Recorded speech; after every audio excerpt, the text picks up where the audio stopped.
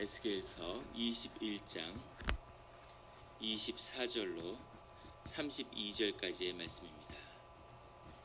에스겔서 21장 24절로 32절까지의 말씀입니다. 다 같이 한 목소리로 봉독하시겠습니다. 그러므로 주 여호와께서 이같이 말씀하셨느니라. 너희의 악이 기억을 되살리며 너희의 허물이 드러나며 너희 모든 행위의 죄가 나타났도다. 너희가 기억한 바 되었은즉 그 손에 잡히리라. 너 극악하여 중상을 당한 이스라엘 왕이야. 내 날이 이르렀나니 곧 죄악의 마지막 때이니라. 주 여호와께서 이같이 말씀하셨느니라. 관을 제거하며 왕관을 벗길지라. 그대로 두지 못하리니 낮은 자를 높이고 높은 자를 낮출 것이니라. 내가 엎드러뜨리니와 이것도 다시 있지 못하리라. 마땅히 얻을 자가 이르면 그에게 주리라. 인자야, 너는 주 여호와께서 암몬 족속과 그의 능욕에 대하여 이같이 말씀하셨다고 예언하라. 너는 이르기를 칼이 뽑히도다. 죽이며 멸절하며 번개같이 되기 위하여 빛났도다. 내게 대하여 허무한 것을 보며 내게 대하여 거짓 복수를 하는 자가 너를 중상당한 악인의 목 위에 두리니 이는 그의 날 곧 죄악의 마지막 때가 이름이로다. 그러나 칼을 그 칼집에 꽂을지어다. 내가 지음을 받은 곳에서 내가 출생한 땅에서 내가 너를 심판하리로다. 내가 내 분노를 내게 쏟으며 내 진노의 불을 내게 내뿜고 너를 짐승 같은 자 곧 멸하기에 익숙한 자의 손에 넘기리로다. 내가 불과 섭과 같이 될 것이며 내 피가 나라 가운데 있을 것이며 내가 다시 기억되지 못할 것이니 나 여호와가 말하였음이라 하라. 아멘. 다 같이 묵상 기도를 드리시겠습니다.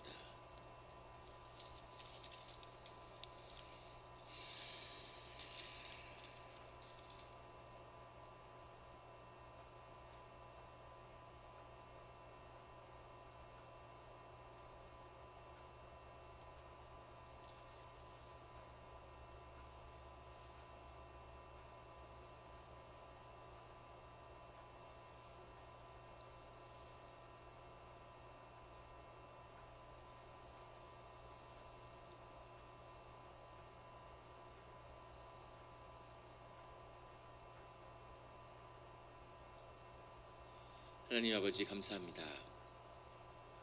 주의 음성을 듣고자 저희가 새벽 제단 앞에 모였습니다. 우리 마음의 기도와 우리 마음의 묵상이 주님께 연락되기를 원합니다. 감사드리며 예수 그리스도의 이름으로 기도드렸습니다. 아멘. 오늘 에스겔서 21장 24절의 말씀은 이렇게 시작하고 있습니다. 그러므로 주 여호와께서 이같이 말씀하셨느니라. 너희의 악이 기억을 되살리며 너희의 허물이 드러나며 너희의 모든 행위의 죄가 나타났도다. 너희가 기억한 바 되었은즉 그 손에 잡히리라. 이제 마지막 주님의 심판과 징계의 때가 왔는데 그때 그 악이 우리 그 악 가운데 이루어진 모든 죄악의 기억을 되살려서 그 안에 허물과 행위의 죄가 드러나게 될 거다. 이렇게 주님이 말씀하고 있는 거죠. 그래서 우리가 의로운데 우리가 무슨 문제가 있느냐 이렇게 이야기했던 이스라엘 족속이 그들 안에 있었던 죄악을 바라보고 그 죄악을 알고 심판을 받게 될 거라고 주님이 말씀하고 계시는 겁니다. 이것도 아주 중요한 것이죠. 죄악을 모르고 심판을 받는 것과 알고 당하는 것은 다른데 그것을 주님이 분명히 드러내서 알게 하시겠다고 말씀하시는 겁니다. 25절에 너 극악하여 중상을 당한 이스라엘 왕아, 내 날이 이르렀나니 곧 죄악의 마지막 때이니라. 지금 에스겔이 이 예언을 하고 있는 때는 시드기야 왕이 반바벨론의 정책을 쓰고 있는 때입니다. 그래서 바벨론이 하나님의 뜻 가운데 있고 바벨론이 하나님이 움직이는 그 하나님이 들어 쓰시는 그런 일이 벌어지고 있는데 시드기야는 하나님의 뜻을 성찰하지 않기 때문에 전혀 엉뚱하게 멸망을 재촉하고 있는 것이죠. 그런 그 이스라엘 왕, 그 왕의 시드기야가 이제 죄악의 마지막 때를 경험하게 될 거다라고 주님이 말씀하고 계십니다. 실제로 시드기야 왕은 마지막 586년에 예루살렘이 완전히 멸망할 때 두 눈이 뽑힌 채로 이 바벨론의 포로로 끌려가게 되죠. 아마 가장 비참한 운명을 경험한, 이렇게 비참한 운명을 경험한 왕도 역사에서 흔치 않을 것 같은데 그런 비참한 끝을 맞이하게 됩니다. 시드기야는 하나님이 예뻐하고 사랑하셨던 요시야의 셋째 아들이죠. 그렇게 귀여워하던, 하나님이 귀하게 여기던 그 요시야의 아들에게서 왜 이런 아들이 나왔을까?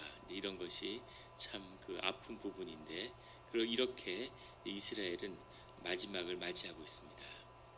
26절에 주 여호와께서 이같이 말씀하셨느니라. 관을 제거하며 왕관을 벗길지라. 앞에 나오는 관은 제사장의 관을 이야기하는 거죠. 제사장의 관을 제거한다는 얘기는 이것은 시드기야 같은 왕 개인을 겨냥하는 것일 수도 있고 동시에 예루살렘을 말하는 거죠. 관을 제거하며 왕관을 벗길지라. 세상을 통치하는 주의 자녀로서 왕같은 권세를 잃어버리고 그 앞에는 제사장의 민족으로서 또 제사장의 위치로서 주님을 섬기는 그 모든 자리를 다 잃게 된다는 거죠. 관을 잃어버리면 왕관을 잃어버리는 겁니다.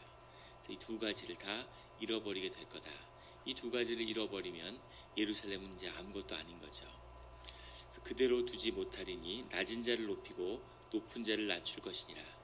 낮은 자를 높이고 높은 자를 낮출 것이라는 것은 지금 예루살렘의 고관들과 왕과 제사장들과 거기서 하나님의 질서 가운데에서 높은 곳에 있다고 그렇게 의식되던 자들을 하나님 모두 낮출 거라는 말씀이심과 동시에 낮은 자를 높이고 높은 자를 낮출 것이라는 것은 주님의 새로운 질서, 주님의 통치와 임재가 임한다고 하는 선포이죠. 그래서 마리아도 똑같은 기도 가운데 하나님의 말씀을 표현한 적이 있고 요한의 어머니도 똑같은 이 기도 가운데 이 말씀을 선포한 적이 있습니다.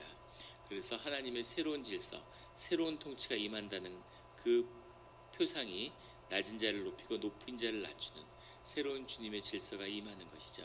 그런 질서가 예루살렘에 임하게 할 거라고 하는, 이것은 완전한 버림은 아니고 주님이 새롭게 하는 그 일이라는 것을 주님이 거듭 말씀하고 계시는 겁니다.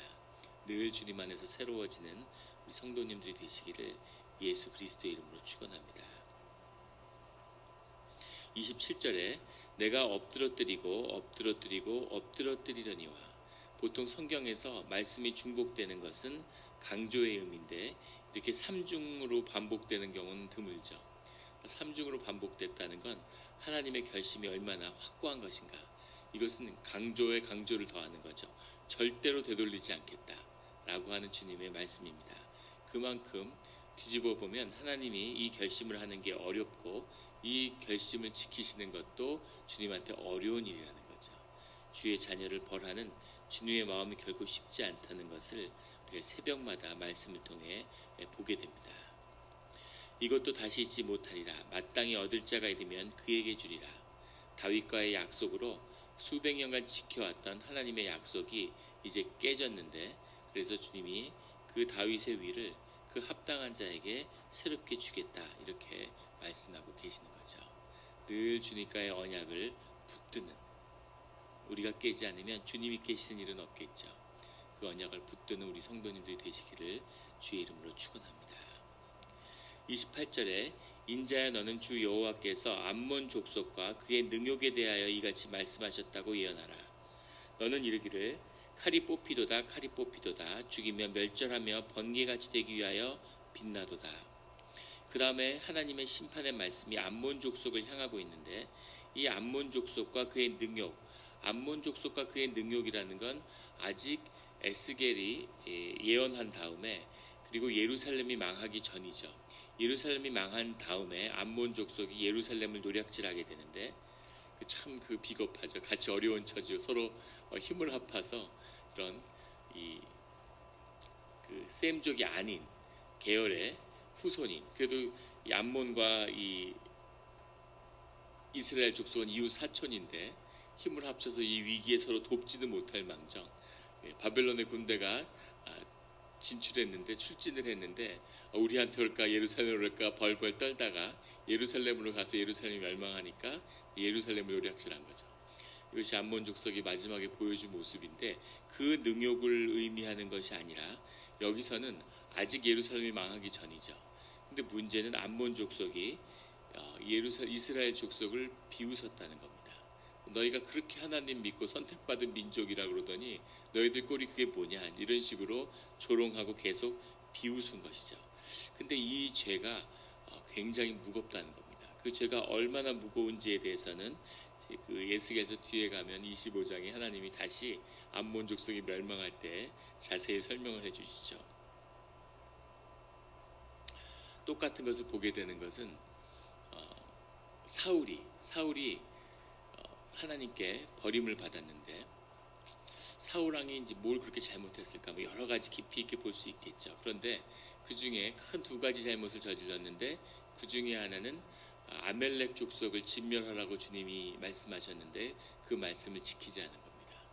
그래서 제사에 쓰겠다고 아멜렉을 정벌한 다음에 거기 있는 좋은 사람도 아니고 소들 이런 것들을 남겼죠. 근데 그것이 완전히 하나님 눈밖에 나는 그런 사건이 되었어요. 하나님이 그걸 굉장히 서운해하신 거죠. 그런데 아멜렉의 죄는 아멜렉은 뭘 그렇게 잘못했길래 소나 닭까지 다 죽었어야 됐을까? 아멜렉은 예루살렘을 향하는 이 광야에서 행진하는 이스라엘의 그 고난을 비웃었죠. 그것을 조롱하고 그것을 비웃은 그런 민족입니다. 근데 하나님이 그것을 용서치 않은 거죠. 하나님의 뜻 가운데 징계를 하고 단련하고 훈련하는 민족, 그 과정을 조롱하는 것은 하나님을 조롱하는 것이죠. 하나님이 그것을 결코 용서치 않는다는 겁니다. 성경 전체에 흐르는 섭리 가운데 절대 넘어서는 안 되는 그런 레드라인이 있어요. 이런 죄도 짓고 저런 죄도 짓고 수많은 죄를 짓죠. 하지만 절대 넘어가서는 안 되는 게 있는데 그것 중에 하나가 바로 이 하나님의 징계를 받는 백성을 비우는 겁니다. 교회 가운데서도 하나님 가운데 하나님의 연단과 징계 속에 있는 사람들이 있을 수 있죠. 그런데 그런 사람들이 어려움을 겪을 때 하나님이 주시는 고난이 있는 거예요. 하나님이 주시는 다루시는 역사의 때가 있죠. 우겨쌈을 당할 때가 있죠. 그런데 그때 주변에서 아유 무슨 죄를 졌어 내가 기도해 줄게 이런 식으로 거기에 막 개입해가지고 그게 옳으니 그르니 막 이런 식으로 하는 일들이 있을 수 있다는 겁니다. 그런 일을 하면 그런 일을 직접 당하는 사람보다 더 심한 징계를 받게 된다는 것이 성경의 말씀인 거죠. 하나님의 하시는 일은 하나님의 하시는 일 그대로 올려드리고 나는 그것을 나의 회개의 때로 삼아야 되는 거죠. 나는 무슨 죄를 진 게 없을까? 왜 하나님의 사람이고 하나님 기도하는 사람이 저런 일을 당할까? 나는 괜찮을까? 그 뜻을 성찰하고 스스로 회개하고 그렇게 겸손히 무릎 꿇어야 되는데 그게 아니라 야 나는 이렇게 좋은데 여봐 나는 괜찮잖아. 근데 너는 왜 그런 일을 당하니? 이런 식으로 그런 데서 막 이렇게 나서고 우리말에 설레발을 친다고 그러죠. 그런 짓을 하면은 하나님이 그것을 절대 용서치 않는다는 겁니다. 하나님의 절대 용서를 받지 못하는 아주 중요한 행위 중에 하나인데 그것을 아멜렉 족속처럼 암몬 족속도 행했다는 거죠. 암몬도 아멜렉처럼 완전히 사라졌습니다. 역사 가운데 완전히 사라져버린 큰 나라를 이뤘는데 흔적조차 없이 사라져버린 민족이죠. 그 능욕에 대하여 하나님이 칼을 뽑아서 이것을 가만두지 않겠다 이렇게 말씀하시는 거죠.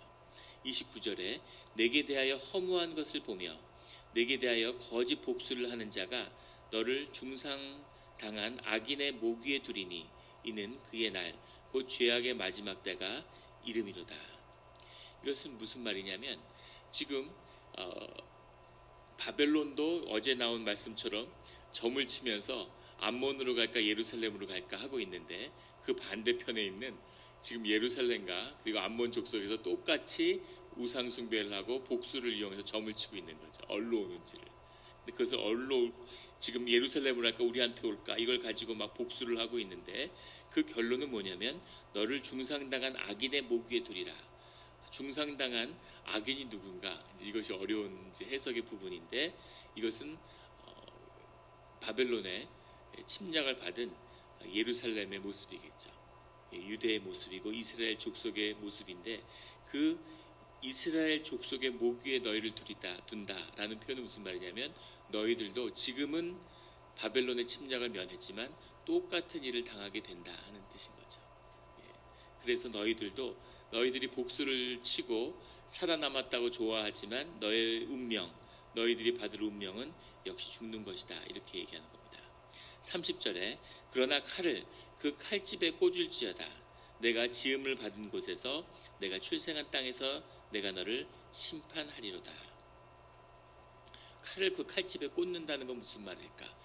지금 칼을 뺐다고 하는 것의 상징적인 의미는 바벨론의 침략이죠. 그런데 바벨론의 지금 침략으로부터 암몬은 지금 죽지는 않는다는 겁니다. 하나님이 보다 중요하게 해야 하실 일이 있는 거죠. 암몬과 이스라엘 족속을 하나님이 똑같이 다루시지는 않는다는 겁니다. 지금은 일단 바벨론이 와서 예루살렘을 다루지만, 너희가 지금 예루살렘의 운명을 비웃은 일, 그 일은 나중에 너희가 톡톡히 치르게 될 거다, 이렇게 말씀하시는 거죠. 실제 역사 속에서 암몬은 살아남았다고 기뻐했지만 딱 5년 뒤였습니다. 1581년에 바벨론이 다시 암몬도 정복을 하게 되죠. 5년을 더 살게 되는데, 그 5년 동안 노략질을 하고 그 예루살렘을 모욕하고 그런 일들이 암몬 가운데 있었던 것이죠.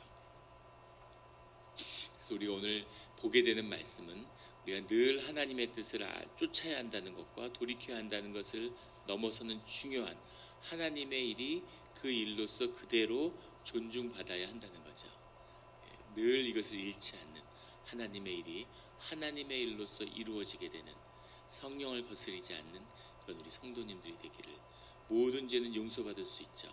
성령이 그 죄를 우리 가운데 용서하기 때문입니다. 그런데 성령을 거스르는 자는 용서받을 수 없죠.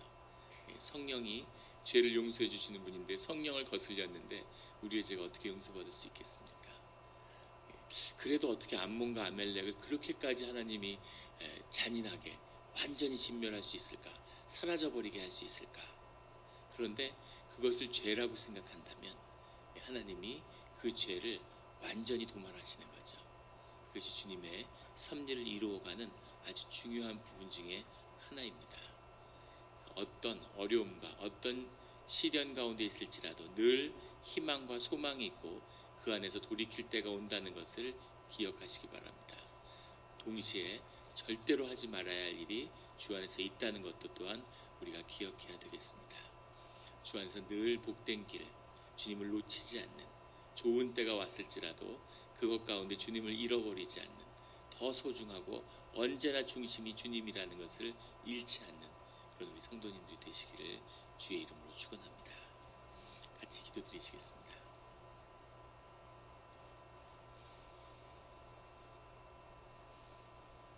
하나님 아버지 감사합니다. 귀한 말씀을 주셔서 감사합니다. 때로는 하나님의 말씀이 어렵고, 때로는 어떤 것이 더 큰 죄인지 그런 것이 어려울 때가 있습니다. 주님, 우리가 어둡고 어리석사오니 주여 아버지여 밝히 알려주시고 우리가 절대 하지 말아야 할 일을 절대 하지 않도록 지켜주시옵소서. 삶을 주님께 내어드리오니 주님 붙들어 주시고, 우리가 모르는 사이에 죄 가운데 길을 잃을지라도 늘 돌이키는, 더 멀리 가지 않고 돌이킬 수 있는 우리가 되게 하여 주시옵소서. 우리 가운데 죄의 싹이 있다면, 우리의 삶을 파괴할 수 있는 해결되지 않는 죄의 문제가 우리 가운데 있다면 주님, 암몬과 아멜렉처럼 완전히 깨끗하게 우리 가운데서 제하여 주시옵소서. 주여 아버지여, 주 안에서의 건강한 공동체가, 건강한 교회가 깊이 뿌리를 내리고 천년을 자라는 그런 생명의 역사를 주님이 온전히 시작하시는 줄 믿습니다. 모든 것을 주께 맡기며 감사드리며 예수 그리스도 이름으로 기도드렸습니다.